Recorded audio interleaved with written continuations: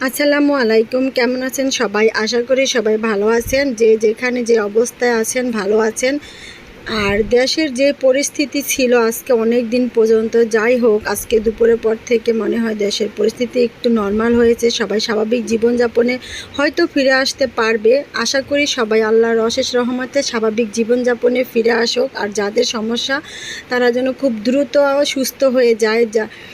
আর এমন একটা অবস্থা, বাসা থেকে বের হয়তো খুবই ভয় লাগতেছিল। মানে কি যে বলবো, যে যুদ্ধর কথা শুধু আমরা বাবা মার কাছে শুনছি, কখনো চোখে দেখি নাই। আর এবার এসে 2024 সালে যুদ্ধ না দেখলেও ওইরকম কিছু দেখছি বা ওইরকম কিছুর সম্মুখীন হয়েছি, কারণ বাসা থেকে কেউ অত একটা সাবাস নিয়ে বের হইতে পারে নাই। যে যেখান থেকে পারছে মানুষকে সাহায্য করার চেষ্টা করছে। সবাই যে আন্দোলনে গেছে এটা না, বাসায় থেকেও অনেকে আন্দোলনকারীদেরকে সাহায্য করছে। যাই হোক, অনেক দিন পর একটু স্বস্তির নিঃশ্বাস ছাড়তে পারতেছে হয়তো। মানে বাংলাদেশের আকাশে ধোঁয়া একটু কমে আসতেছে।